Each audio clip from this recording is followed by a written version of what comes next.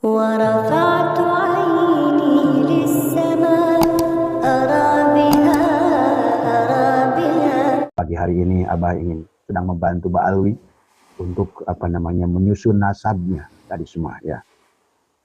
Ya barangkali apakah dalam penyusunan ini menemukan nasabnya atau sebaliknya semakin memperjelas bahwa mereka adalah terputus ya sahabat.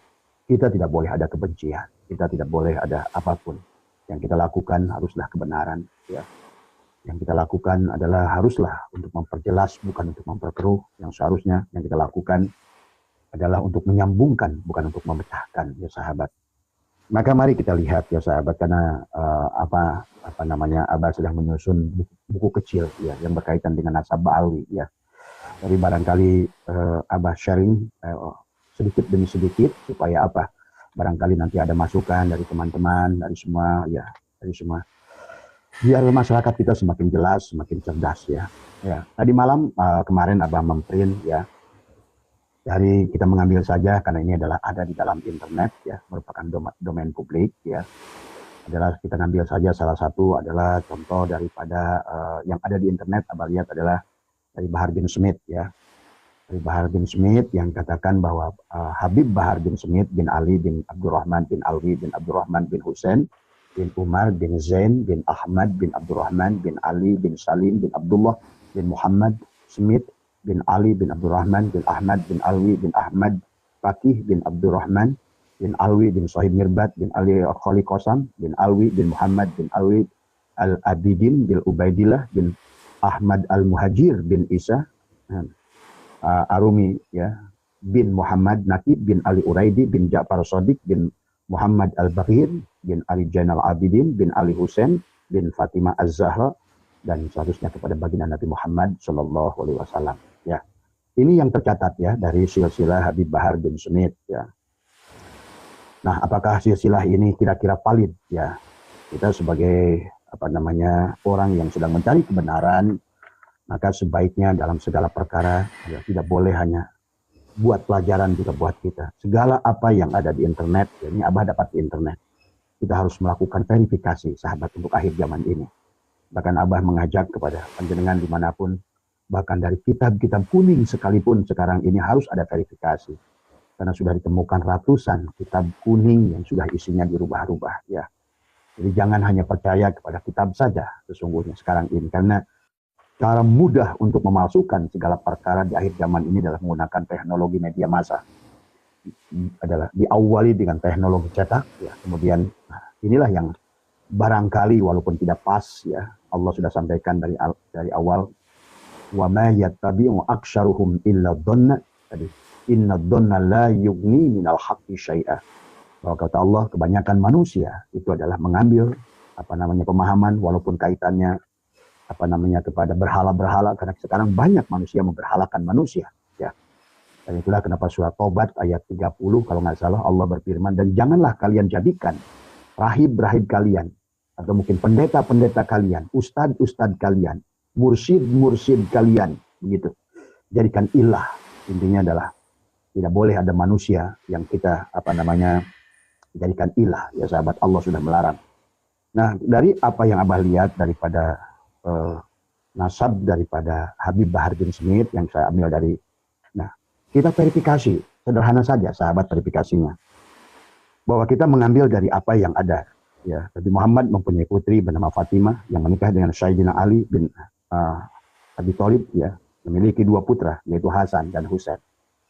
Dari jalur Hasan menurunkan putra yang bernama Hasan Ali Qasim ya, Qasim Muhammad dan Zaid ya. Ini dari susunan yang sudah Abah lihat. Kemudian dari jalur Husain menurunkan yang bernama Ali Zainal Abidin, Muhammad Al-Fakir, Ja'far As-Shadiq ya. Ya benar. Kemudian adalah Ali Uraidi ya, Muhammad An-Nakib, Isa Arumi dan Ahmad bin Isa ya. Sedangkan Ahmad bin Isa menurunkan putra 3 orang yang bernama Muhammad, Ali, Husain. Nah inilah nama dari silsilah Nabi yang benar. Dan ini terrekod ya, ada 9 kitab yang sudah ada pada zamannya tadi semua.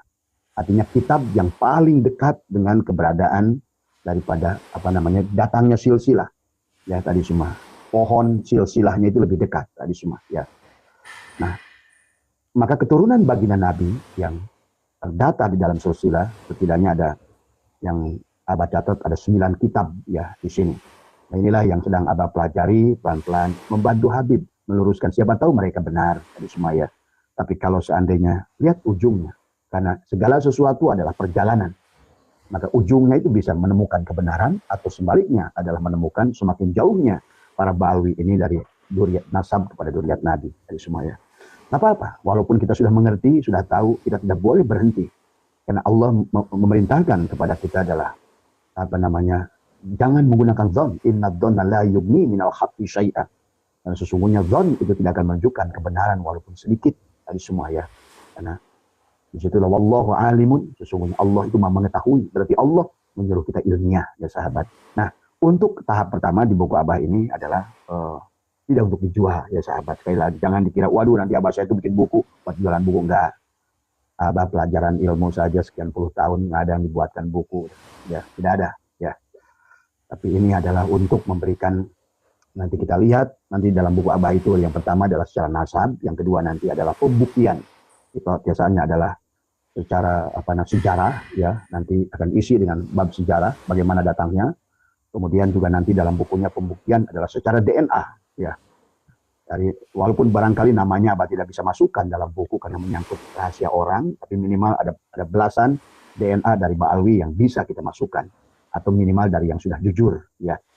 Karena sekarang sudah banyak juga yang sudah ada yang jujur yang sudah kita periksa ya sahabat. Dan mereka semuanya menunjukkan haplogrupnya adalah G tadi semua ya. Nah, kembali kepada tadi keturunan Nabi Muhammad sudah Abah sebutkan yang benar tadi semua ya. Yang tercatat di dalamnya diantaranya Abah mencatat adalah 9 kitab ya. Yaitu yang pertama adalah dalam kitab adalah Tahzibul Ansab wa Nihayatul Alqab, ada karya Syekh Syaraf Al-Ubaidili ya, yang wafat 435 Hijriah. Ini yang awal. Kemudian ada kitab Al-Mazdi karya Syekh Al-Umari masa 460 Hijriah. Abah mengambil nama-nama kitab ini dari Kiai Imaduddin ya. Kemudian coba belajar pelan-pelan. Abah bukan ahli nasab tapi belajar. Nggak apa-apa, hidup ini tentang belajar. Tapi asal benar kitabnya, Abah ambil, dipelajari, dan makanya pergi kemanapun, hari ini ada di Kebumen, tetap aja terus belajar tadi semua ya. Kemudian ada kitab yang ketiga adalah kitab adalah Muntaqilah At-Thalibiyah, ini tulisannya ya. Karena ini rangkuman sahabatnya, karya Toba-Toba hidup masa 400 Hijriah, ini kitab-kitab tua ya. Abad ke-6 ada kitab adalah Asy-Syajarah Al-Mubarakah, karya Imam Fakhruddin Ar-Razi, masa 597 Hijriah. Kemudian abad ke-7 ada kitab Al-Fakhri an Sabi Talibin karya Abu Talib Ismail bin Husain Al-Marwazi adalah 614 Hijriah.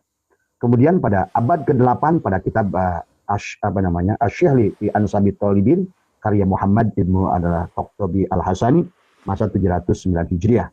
Kemudian ada kitab ada As-Sabit Al-Musan karya Ibnu Araz Al-Husaini 787 Hijriah. Kemudian pada abad ke-9 ada kitab adalah Umratul Talib an Sabi Abi Talib Ahmad Ibnu Inabah tahun 828 Hijriah. Kemudian ada kitab ke-9 ada abad ke-10 ada kitab ada Tuhfatul Talib karya Zakaria Al-Ansari 926 Hijriah. Nah, ini ya.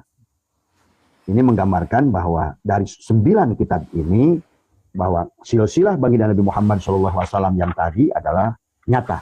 Sama bahwa sesungguhnya Nabi Muhammad punya putri Fatimah menikah dengan Ali bin Abi Thalib, punya anak Hasan Husain, dari jalur Hasan menurunkan Hasan, Ali Qasim, Muhammad dan Zaid, dan jalur Husain menurunkan Ali Zainal Abidin, Muhammad Al-Fakir, Jafar Al-Sadiq, Ali Uraidi, Muhammad Al-Nakid, ya, An-Nakid, Isya Arumi, dan dari Ahmad bin Isa adalah punya 3 putra, Muhammad, Ali dan Husain. Nah, dari 9 kitab ini tidak ada yang menunjukkan bahwa sesungguhnya adanya tokoh yang bernama Ubaidillah yang tadi kita baca dari nasabnya Kang Bahar ya. Tapi kita belum selesai, mari kita lihat. Di manakah persoalan itu muncul ya? Nah, di abad ke-10 sahabat ya, dari walaupun di kitab 9 tidak mereportasi atau minimal dari kitab yang paling dekat adalah dengan mulainya muncul kisah daripada adanya tokoh yang bernama Ubaidillah. Kalau bahasa Kiai Imaduddin itu di Dukcapil ya. Dari periode sampai abad ke-9 itu semuanya dari 9 kitab yang yang ada ini dan Abah juga sudah membaca pelan-pelan satu karena tidak mau hanya mendengar dari Kiai Imaduddin saja. Kita pun adalah memverifikasi pelan-pelan karena mudah-mudahan kalau ada izin Allah apalagi nyusun buku yang lebih komplit ya. dari nasabnya, ilmiahnya, kemudian juga kalau belum tes DNA-nya, kemudian juga dari sejarah dan lain sebagainya. Nah, itu ya untuk perbendaharaan ya buat masyarakat Indonesia biar mereka memilih mengkaji sendiri ya. Nah, dari abad ke-10 lah ternyata ya adalah muncul kitab yang menyebutkan nama leluhur Ba'alwi ya sebagai duriat baginda Nabi Muhammad Shallallahu Alaihi Wasallam. Dimulai ya dari mulai adalah Ubaidillah sebagai anak Ahmad bin Isa bin Muhammad An-Naqib adalah semua bersumber ditukil dari kitab Habib Ali Ash-Shakron 895 Hijriah ya. 895 Hijriah yaitu kitab Al-Burqatul Musyikoh. Inilah sebetulnya yang awal, dongeng yang awal. Kita anggap nggak usah sebut dongeng. Inilah kitab yang ditelusuri oleh siapa adalah Ali Ash-Shakron tadi semua ya. Walaupun di kitab-kitab sebelumnya tadi yang Abah sudah bacakan dari mulai abad 4, 5, 6, 7, 8 tidak ada mengindikasikan tentang Ubaidillah ini semuanya. Bahkan yang lucu kalau menurut Abah di abad ke-9 sendiri kalau seandainya Habib Ali Ash-Shakron ini adalah seorang duriat, seharusnya sudah direkod oleh siapa? Ahmad Ibnu Inabah yang paling dekat ya tadi semua. Berarti kalaupun Ali Ash-Shakron itu ada saat itu, tentulah beliau bukan seorang duriat yang pertama, tentulah yang kedua beliau bukan siapa-siapa dan bukan apa-apa. Karena harusnya adalah orang yang duriat di zaman itu, karena ada kitab yang dekat dengan Habib Ali Ash-Shakron, yaitu adalah bahkan wafatnya adalah 926 Hijriah, ya. Ada Tuhfatul Thalib, ya kata Zakaria, tidak merepot juga barangkali menyebutkan satu nama tadi semua ya. Jadi sahabat ya, jangan kita dalam membahas apapun bedakan. Kalau ahli nasab itu ahli nasab ya. Jadi kan suka ada yang berkata, wah bisa jadi mereka nggak mau nyatat nama itu. Oh tidak. Apalagi ini nasab kepada junjunan baginda Nabi Muhammad SAW. Kalau kita mengalami Abah saja yang baru belajar ilmu nasab, itu kan ternyata masya Allah jelimetnya itu tadi saling. Maka disinilah butuh kejujuran dan niat yang lurus, bukan kebencian, bukan mengadu domba, tapi untuk menyelamatkan manusia. Itu tujuannya ya. Kalau bagi Abah pribadi tidak ada kebencian kepada Ba'alwi, pada siapapun, tetapi kita ada kewajiban sesama adalah hak adami meluruskan segala perkara yang tidak lurus ya sahabat. Nah dari kitabnya inilah sesungguhnya yang sekarang yang disebut Sukhroh wal Istifadoh. Seolah-olah manusia berpegang pada patokan bahwa karena semuanya berasal daripada adalah kitab Ali Ash-Shakron yang bernama Alkitab adalah Burqatul Musyikoh. Inilah semua penulis selanjutnya melihat ke situ. Kalau bahasa tauhid basyuhdul kasroh fil wahdah gitu loh. Nah gitu. Dari titik kitab itulah semuanya informasi itu diambil. Nah, sementara kitab kitab Ali Ash-Shakron Al-Burqatul Musyikoh ini adalah Al-Burqat ini adalah dari 9 kitab ke atasnya 550 tahun tidak ada ketersambungan sahabat ya. Bahkan mulai disitulah sebetulnya mulai gonjang-ganjing dari abad ke-9 ke-10 ke atas dongeng yang untuk penyesuaian kurun antara orang dengan orang. Karena nanti kalau terlanjurnya kurunnya terlalu jauh membingungkan juga gitu kan tadi. Jadi mari kita bantu para Ba'alwi ini, barangkali kita ada menemukan celah dan Abah terus mencari kemana pergi negara pun. Kemarin di Dubai ya juga terus dalam berhubungan dengan para ulama Dubai. Insya Allah nanti Abah juga minggu depan akan ke Lombok, maka akan bertemu dengan ulama-ulama Lombok. Barangkali mereka punya catatan yang khusus gitu. Sepulangnya dari Lombok, insya Allah ke Kalimantan, ya akan bertemu juga dengan ulama-ulama Kalimantan. Barangkali mereka punya kitab yang tersembunyi yang di keluarga-keluarganya.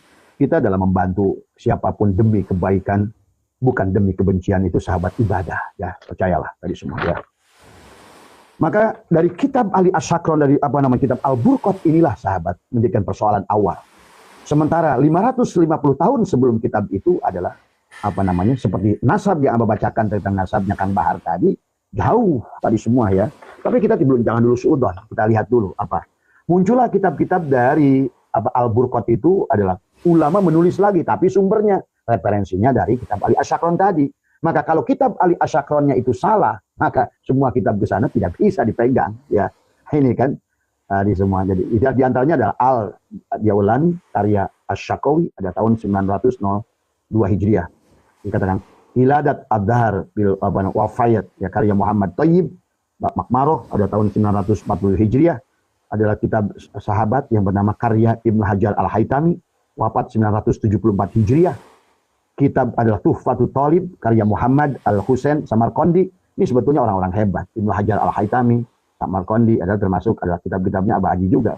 Wafat tahun 996 Hijriah.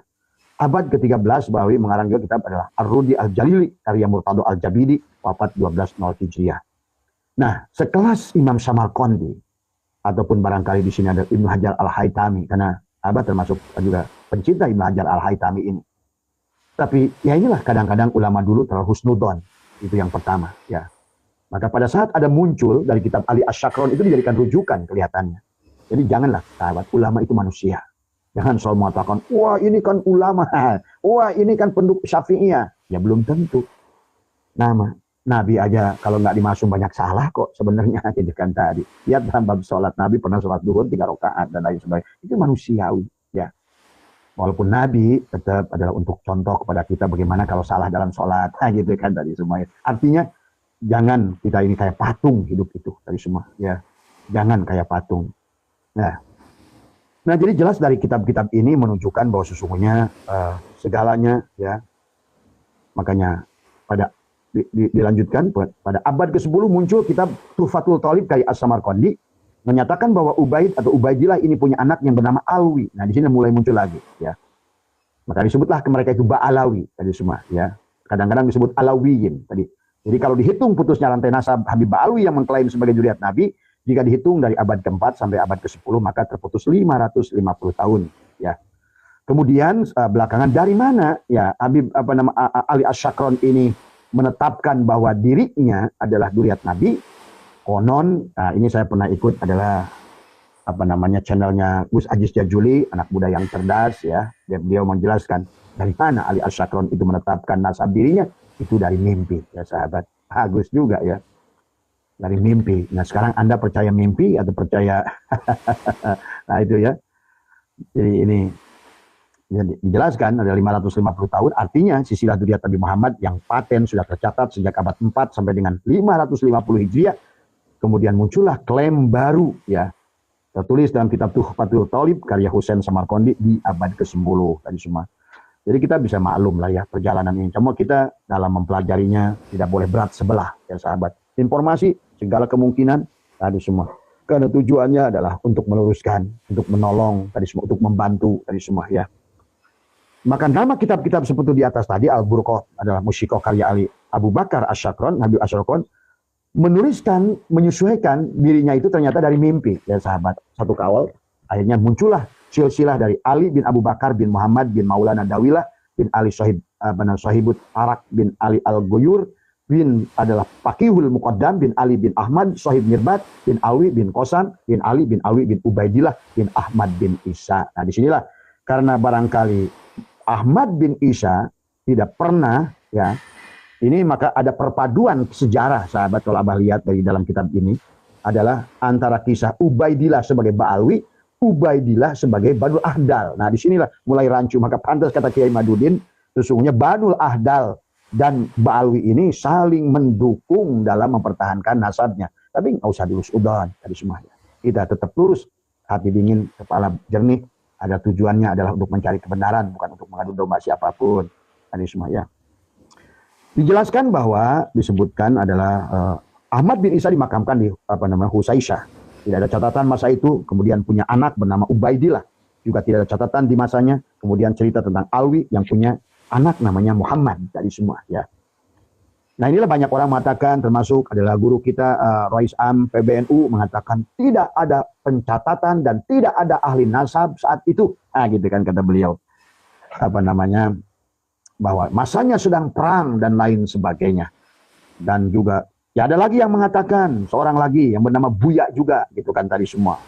Bahwa tidak semua orang itu memang bisa dicatat gitu kan tadi.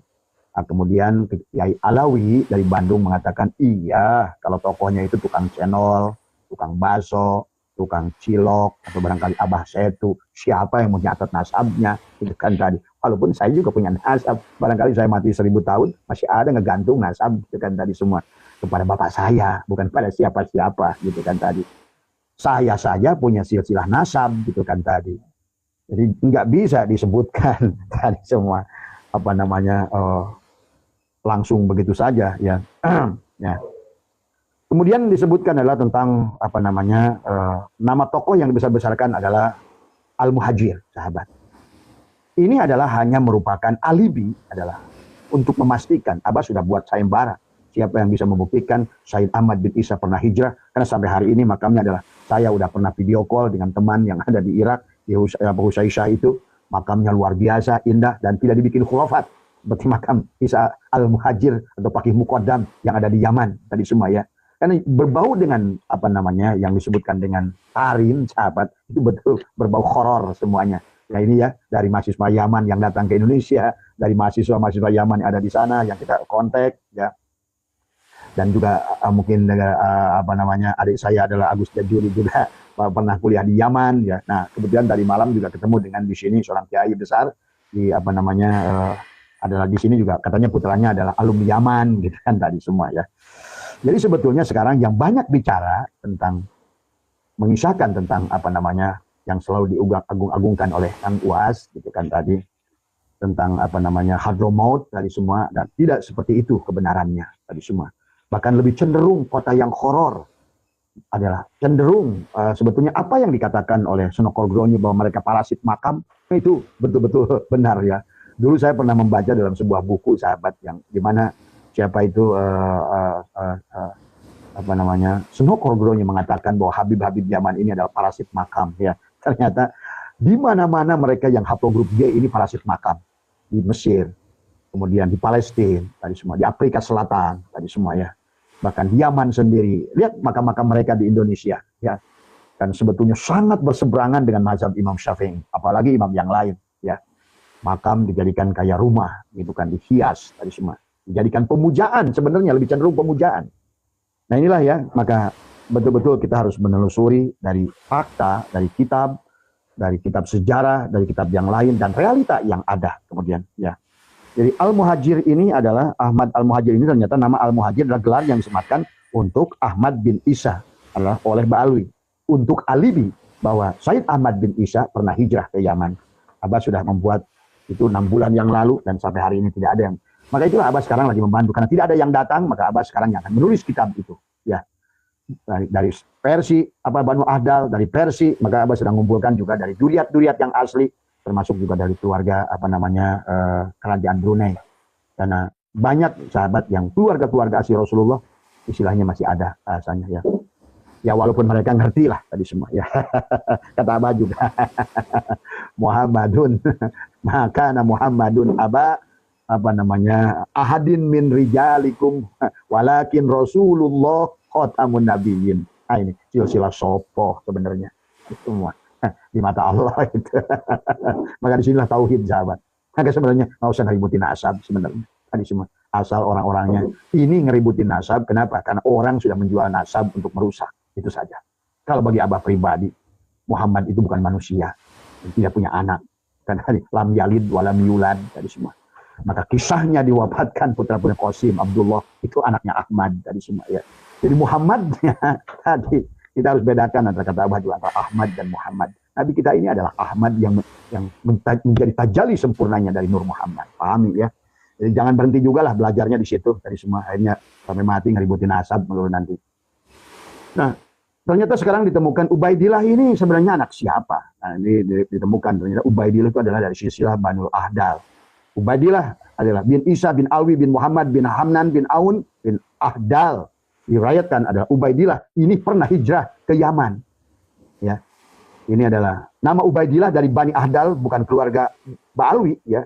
Adalah dari kitab Suluk Tabaqatul Ulama wal Muluk karya Abahuddin Al-Janadi yang wafat 732 Hijriah, bahwa ada ulama besar Yaman adalah yaitu Ahdal.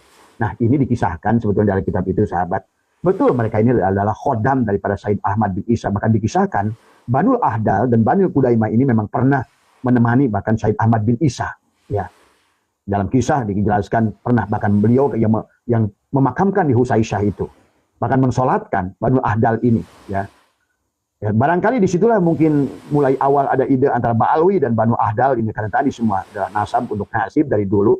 Ini kisah tentang bagaimana nah sebetulnya menemukan Muhammad bin Sulaiman ini sebetulnya memang aslinya Yahudi dari awal pun. waktu masih di Irak sekalipun, ya. Inilah Banu Ahdal yang pertama ada hijrah ke sana itu, ya. Ulama besar Yaman ada Banu Ahdal bernama Muhammad bin Sulaiman bin Ubaidillah bin Isa bin Alwi bin Muhammad bin Hamhan bin Aun. Keluarga Alwi ini di abad ke-9 dapat merapat, ya, mendekati Banu Ahdal, ya. Jadi disinilah sesungguhnya adalah Abah pernah kisahkan tentang orang yang setelah dikisahkan Banu Ahdal yang memakamkan Said Ahmad bin Isa di Husa, mereka nyebrang ke Iran, ke Yaman. Ini mungkin yang direkod di sini dalam kitab ini, bahwa Ubaidillah ini adalah sesungguhnya nggak ada kaitannya dengan Ba'awi kalau di sini, tapi kaitannya kepada Banu Ahdal yang pernah menjadi khodam Said Ahmad bin Isa. Mereka adalah nah, tetapi ada dua versi kisah yang Abah lihat.